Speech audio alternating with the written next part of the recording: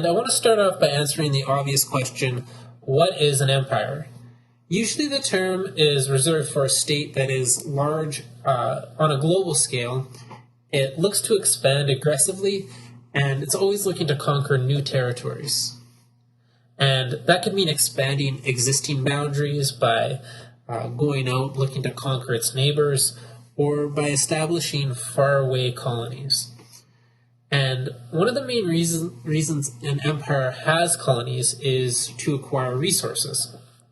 So when you hear the word empire, that's typically what it means. With that said, the term is sort of arbitrary. There's no clear-cut line that distinguishes a state from an empire. Last year in your Canadian history course, you would have encountered the concept of empires. The land that is now Canada was first inhabited by Aboriginals who lived here for thousands and thousands of years. Then part of what is now Canada became a colony of France and then a colony of Great Britain. 500 years before Jesus, Persia was the largest empire in the world. Not only was it the biggest empire of the time, it was the biggest empire ever, bigger than Egypt, Harappa, China, the Assyrians, or the Babylonians. Persia is located in modern-day Iran, which, if you look at a map, was just on the eastern fringes of Mesopotamia. So the Persians were heavily influenced by civilizations in Mesopotamia, and they would go on to conquer all of Mesopotamia and then some. So what you're looking at now is the Persian Empire around the year 500 BCE. By this time, it has swallowed all of Mesopotamia, Egypt, Anatolia, or modern-day Turkey, all the way east to the Indus River. So the Persian Empire, which stretched from Egypt to India, was born out of the conquests of two really famous kings. The first that I'll talk about is Cyrus the Great, who ruled from 557 to 530 BCE. The second is Darius the Great, who ruled from 522 to 486 BCE. So the empire they created was extremely diverse. They consolidated dozens of languages, cultures, and belief systems into one state. One of the main challenges the Persian Empire faced was how to effectively rule over such an enormous territory. So the Persian Empire was divided into 23 provinces, and a Persian governor was appointed to rule in each province. But the government bureaucracy would be filled with local administrators. So in Egypt, the vast majority of authority figures would be Egyptians. In Babylon, the authorities would be Babylonians, and so on.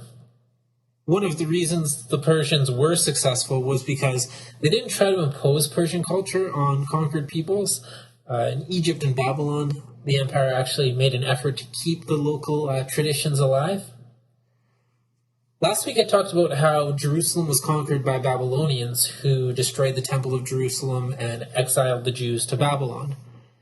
In Babylon, after the Persian conquest, Cyrus befriended the Jewish community, and he ordered the freeing of the Jews from Babylon and commissioned the rebuilding of the Temple at Jerusalem.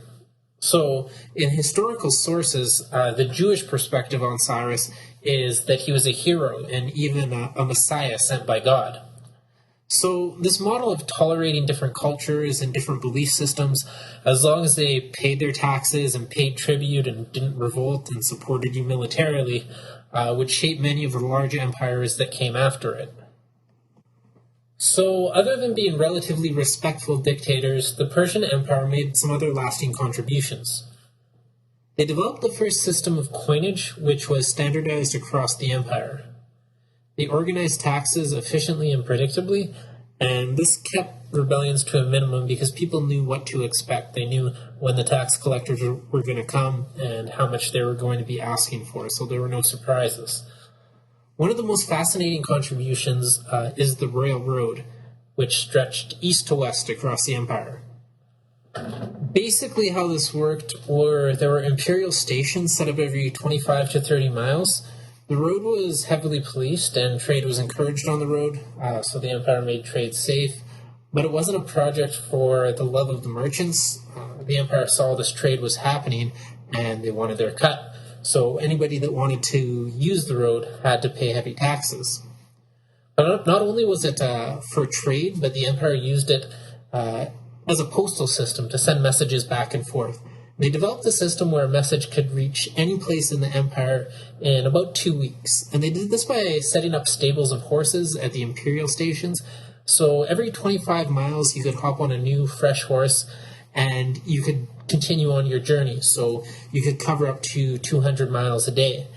And the motto of this postal service was neither snow nor rain nor darkness of night, which today is the unofficial motto of the U.S. Postal Service. And finally, alongside the emergence of the Persian Empire, a new religion known as Zorro Extremism took shape that would eventually come to influence other world religions. Zarathustra, he was a Persian, and he's generally regarded as the first monotheistic prophet. And he spoke of things like an eternal battle between good and evil, resurrection, heaven and hell, and similar concepts that would influence religions such as Judaism, Christianity, and Islam. So it's one of history's many interesting twists that such a massive empire would meet its downfall at the hands of such an unlikely opponent.